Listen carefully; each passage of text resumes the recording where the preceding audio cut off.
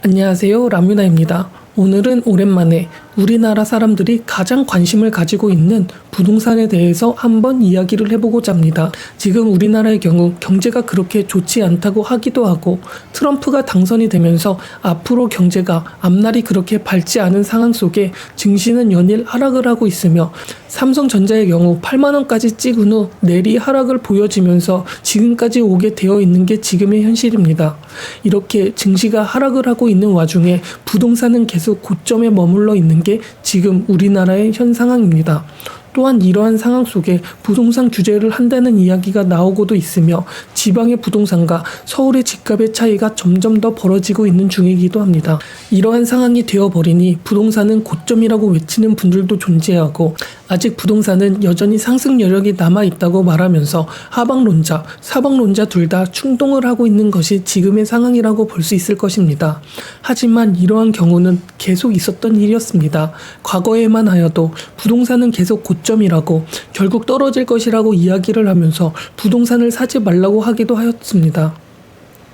그렇게 집을 사지 말라고 외치던 사람들의 경우 전세로 사르라고 강요를 하기도 하였죠. 하지만 결과적으로 보았을 경우 부동산의 가격은 최고점을 계속 찍었고 지금은 이전에 하락론자들이 외쳤던 가격보다 2배, 3배는 더 오르기도 하였습니다. 그렇다면 왜 우리는 절대 전세를 살면 안 될까요? 이것은 저는 시기의 문제라고 생각을 하고 있습니다. 시기에 따라서 전세를 하는 시기가 있고 부동산을 사야 하는 시기가 있는 건 말이죠. 부동산은 너무 올라 전세와 가격 차이가 심하게 나는 경우 당연히 전세를 사는 게 맞을 것입니다. 왜? 그만큼 부동산이 고평가가 되어 있다는 이야기이기도 하기 때문이죠. 이게 저는 지금의 상황이라고 보여지고 있습니다. 지금의 부동산의 가격을 보면 우리나라 경제가 좋은 상황이 아닌 것 같은 시나리오를 쓰고 있으며 증시와 부동산의 격차, 간격, 괴류율이 계속적으로 발생을 하고 있기도 하고 있기 때문입니다. 하지만 이러한 경우는 일시적으로 생각을 하셔야 하는 것입니다. 장기적으로 보았을 경우 부동산은 전세로 사는 것이 아니라 일단 본인이 부동산을 살 수 있는 능력이 된다면 대출이라는 레버리지를 활용하여 무조건적으로 사는 것이 옳을 것입니다. 이것은 인플레이션으로 인하여 화폐의 가치가 계속 하락을 하는 것, 그것을 방어하는 것은 당연한 것이기 때문입니다. 또 우리나라의 부동산이라는 게 다른 나라와는 다르다는 것도 인지를 하셔야 합니다. 우리나라의 부동산의 경우 자산의 비율이 70% 이상이 부동산에 몰려 있습니다. 이것은 정말 중요한 이야기입니다. 이 자산이 몰려 있다는 것은 경제, 정치에도 전부 영향을 끼치고 있기 때문에 우리가 금리를 올려야 했던 상황임에도 부동산 대출빚이 증가하게 되면서 가계에 부담을 줄 수 있어 올릴 수 있는 상황에 금리를 올리지 못하는 것이 우리나라였습니다. 또한 이것 말고 둔춘주공도 있었을 것입니다. 둔춘주공이라는 사태에 대출을 더 주는 상황을 만드는 것도 결국 정부가 부동산의 하락이 경제에 좋지 못한 악영향을 준다는 것을 알고 있었기 때문이죠. 간단하게 이것을 이해하면 우리는 이것도 알 필요가 있습니다. 주식이 1% 오르면 우리는 0.2에서 0.3%의 소비가 증가를 하게 되며 부동산이 1% 오르면 소비는 0.4%에서 0.6%, 주식의 2배 정도 소비가 일어나는 것을 알 필요가 있습니다. 이것을 해석하면 우리는 주식을 할 때 빚을 내면서 하지는 않지만 부동산을 사게 될 때는 대출이라는 빚을 지면서 하기 때문에 이게 레버리지로 결국 이게 규모가 되고 1% 오른다는 것을 수치화를 하면 결국 부동산의 1%가 오르는 게 주식이 1% 오르는 것보다 대출 같은 게 껴서 더 많이 오른다는 것을 뜻하기도 합니다. 또한 인간이라는 게 자산이 올랐을 때 현물로 가지고 있지 않아도 그게 본인의 자산이라고 인식을 하고 있으며 소비가 더 활발하게 되어버리게 돼버립니다. 이렇게 부동산은 우리나라에게 정말 중요한 역할을 하고 있습니다. 즉 부동산이 하락을 한다는 것은 우리나라의 소비가 줄어들게 되는 것이고 이것은 주식이 하락을 하는 것보다 많은 소비가 줄어들게 되어버리는 것입니다. 또한 자산 비율이 부동산에 쏠려 있다 보니 가계대출이 다른 나라에 비해 많이 포함이 되어 있다 보니 부동산이라는 것을 다른 나라와 같은 자산의 개념으로 보기보다는 나라의 경제 개념으로 봐야 한다는 것이 대한민국이 되어버립니다. 그렇기 때문에 경제를 살리기 위해서라도 부동산 가격을 방어해야 하는 것이 되어버리죠. 이렇게 우리나라는 흘러가고 있습니다. 흘러가고 있기 때문에 부동산은 나라에서 가격을 방어해야 되어버리게 되고, 이렇게 부동산은 전세로 가는 것보다는 직접 구매를 하는 게 올바른 것으로 해석을 할 수 있게 되어버립니다. 또한 부동산이라는 것이 우리나라가 출산율이 전 세계 최하위라고 인구수가 감소한다는 이유로 앞으로에 대한 전망이 그렇게 좋지 않은 분들도 있긴 하겠지만, 이것은 어쩌면 폭이 넓은 시야에서 우리나라를 보는 것이 아닌 우물 안의 개구리라고 생각을 할 필요가 있습니다. 이것의 대표적인 예시가 캐나다가 있을 것입니다. 캐나다가 출산율이 높을까요? 캐나다가 부동산에 집착을 하고 있을까요? 캐나다의 부동산을 집착하는 것은 캐나다인들이 아닌 다른 나라 세계인 외인들이었습니다. 왜? 캐나다의 부동산의 가치가 저평가가 되어 있기 때문에 투자를 한 것이었죠. 이렇게 우리나라도 부동산의 가격이 저평가가 되어버리면 외인들도 거주 목적이 아닌 투자 목적으로 구매를 할 수 있다는 것까지 생각을 할 필요가 있습니다. 이것 또한 경제 성장이 중요하다는 것을 알 필요가 있다는 것입니다. 경제 성장은 곧 신용이고 신뢰이기 때문에 부동산 가격이 떨어져도 저평가가 될 수 있다고 말해주기 때문이죠.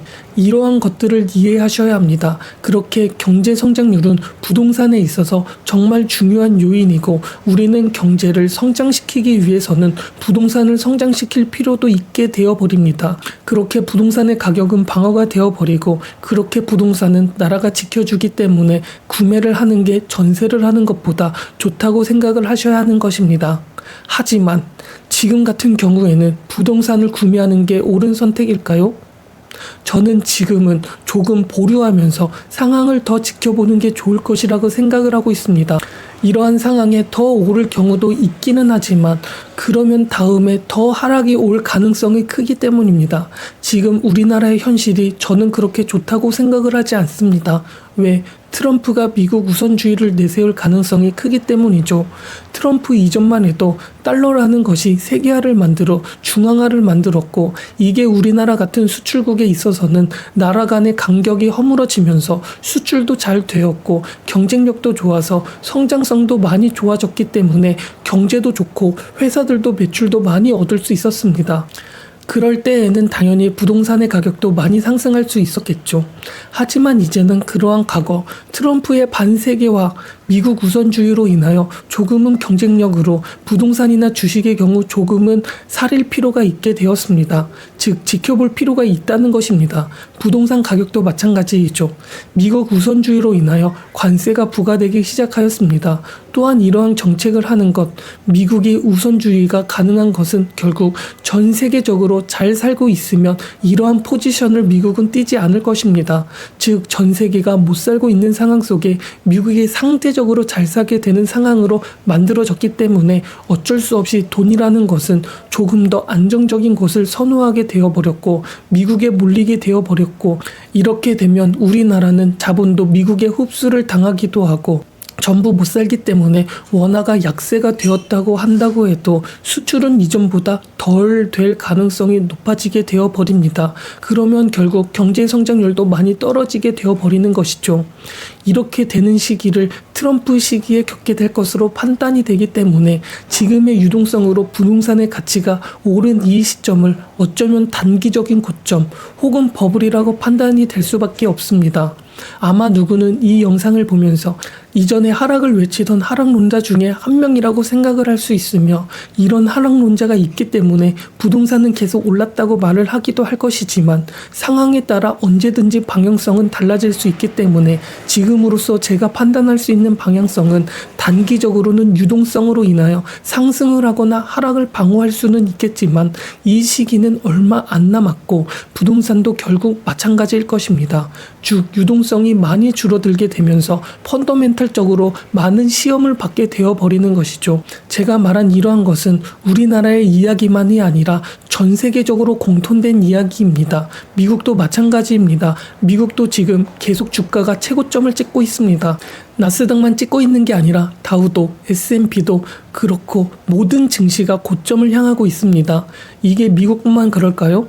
독일, 유럽의 경우도 경제 성장률이 마이너스로 두 분기까지 가서 경제 침체 아니야? 라고 말을 하고, 누구는 이미 유럽은 전 세계적으로 못 살고 있기 때문에 수출이 이미 안 되면서 경제 침체 중이라고 생각을 하고 있기도 하는 사람들도 있습니다. 하지만 우리 같은 시민들은 잘 살지 못하지만 주가는 계속 상승을 하고 있습니다. 소비가 줄어드는 게 기업의 매출로 뻔히 보여드는데 말이죠. 이처럼 지금 우리나라 경제가 잘 살고 있을까 보면 우리나라도 잘 살고 있는 게 아니라 미국도 우리랑 비슷하고 유럽도 우리랑 비슷할 처지일 것입니다. 하지만 아이러니하게 모순적으로 증시, 부동산은 고점을 계속 뚫고 있죠. 이게 정말 올바른 상황일까요? 주식은 앞으로의 기대를 바탕으로 움직이는데, 아마 이렇게 움직이는 것은 지금 경제가 좋지 않지만 앞으로 좋아질 것이라는 희망이라는 것이 지금의 상황을 만들었을지도 모릅니다. 이처럼 지금은 다 못 살고 있는 것은 맞을 것입니다. 빈부격차나 양극화처럼 이렇게 일어난 건 말이죠. 이러한 상황에 정말 희망이라는 것이 있어서 앞으로 정말 좋아질 것이라 생각을 한다면, 정말 좋아졌다고 한다면 증시는 계속 희망만 바라볼 것인가 라는 것이지요. 그때는 그 방향성에 따라 달라질 것이기 때문에 확률적으로 본다면 앞으로 희망, 아직은 오지 않는 희망에 주식은 반응을 했고, 채권은 아직 장단기가 역전이 되어버려 있기 때문에 반응을 하지 않았습니다. 그렇기 때문에 희망이 올까? 온다고 해도 증시는 더 반응하기에 펀더멘털적으로 한번 시험을 거쳐야 하기 때문에 확률적으로 증시가 하락을 하고 부동산이 하락을 하는 경우의 수가 더 많아질 것입니다. 앞으로 희망이 없어도 떨어지고, 희망으로 그 상황이 왔다고 한들 그 후에는 안 좋아질 것이기 때문에 떨어지고, 이런 경우의 수가 더 크다는 건 말이지요. 이것은 우리가 갑자기 덮치는 블랙스완의 경기 침체가 아닌 앞에 당연히 보이는 회색 코뿔소가 될 것입니다.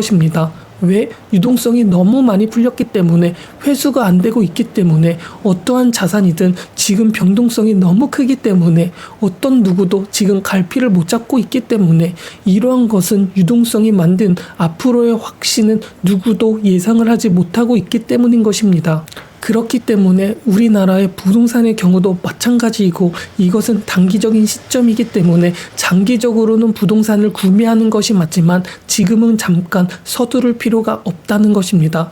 트럼프가 당선이 되었고 조금은 지켜보면서 시장의 흐름과 경제 상황을 보았으면 좋겠습니다.